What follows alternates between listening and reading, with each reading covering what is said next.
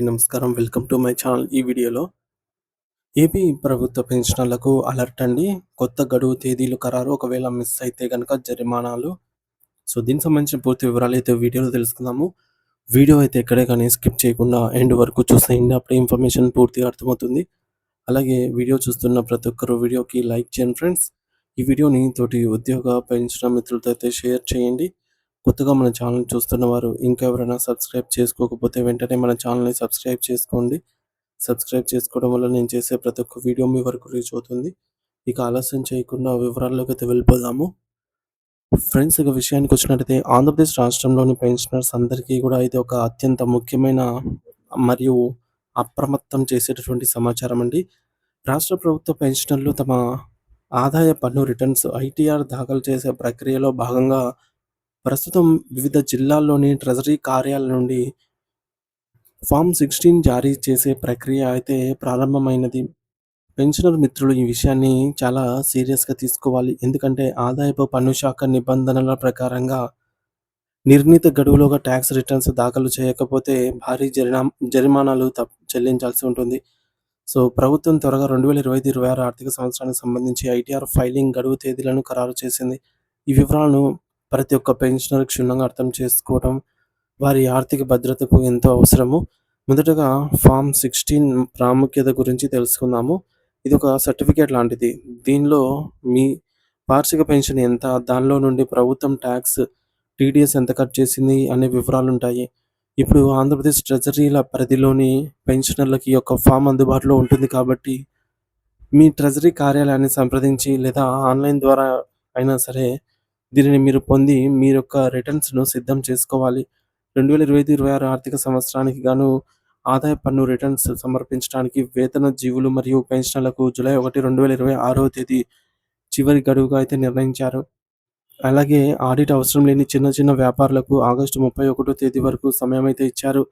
ఈ గడువు దాటితే మీ జేబుకు చిల్లు పడడం ఖాయం. ఎందుకంటే కనీసం 5,000 వరకు ఆలస్య రుసుముతో పాటుగా అదనపు పెనాల్టీలు కూడా విధిస్తారు. కేంద్ర ప్రభుత్వం అసెస్మెంట్ ఇయర్ 2026-27 కోసం పన్ను చెల్లింపుదారుల విభాగాలను బట్టి వేర్వేరు గడువులను ప్రకటించింది.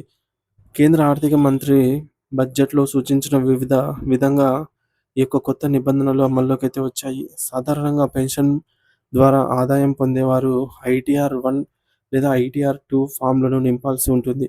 ఈ ప్రక్రియను జూలై 31, 2026 లోపు పూర్తి చేయడం తప్పనిసరి.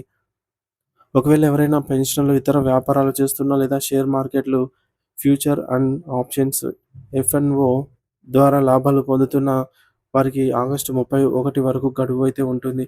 కానీ కేవలం పెన్షన్ మాత్రమే ఆదాయ మార్గంగా ఉన్నవారు మాత్రం జూలై నెలాఖరు లోపు తమ పని పూర్తి చేసుకోవాల్సి ఉంటుంది.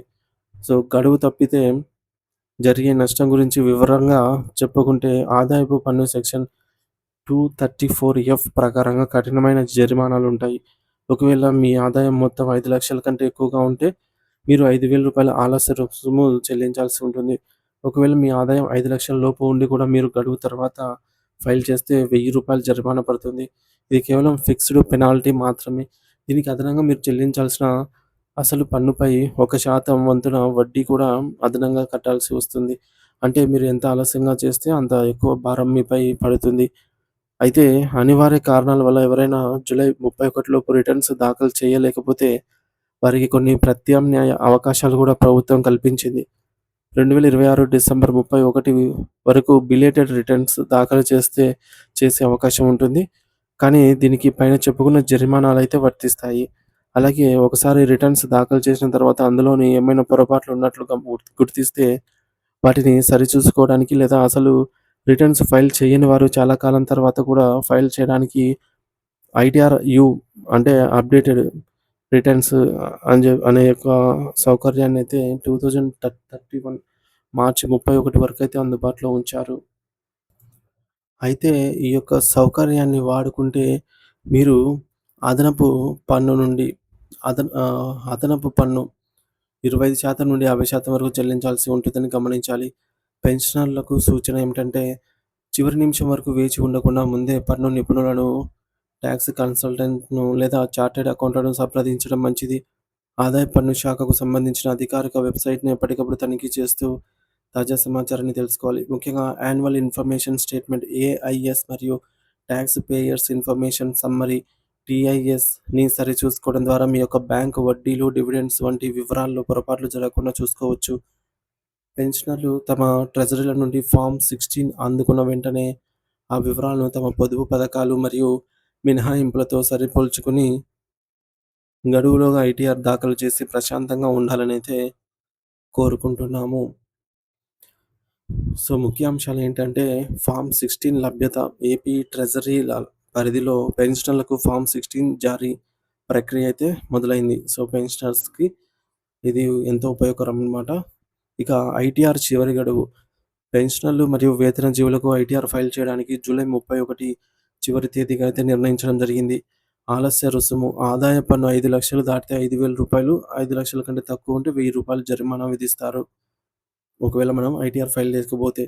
అదనపు వడ్డీ గడువు దాటిన తర్వాత ప్రతి నెల చెల్లించాల్సిన పన్నుపై 1% వడ్డీ అదనంగా పడుతుంది. బిలేటెడ్ రిటర్న్స్ డిసెంబర్ 31, 2026 వరకు ఆలస్యంగా రిటర్న్స్ దాఖలు చేయవచ్చు. కానీ పెనాల్టీ తప్పదు. అప్డేటెడ్ రిటర్న్స్ పొరపాట్లు సరిదిద్దుకోవడానికి 2031 మార్చి 31 వరకు అవకాశం అయితే ఉంటది. సో, ఇది ఫ్రెండ్స్ ఇప్పటివరకున్న తాజా సమాచారము.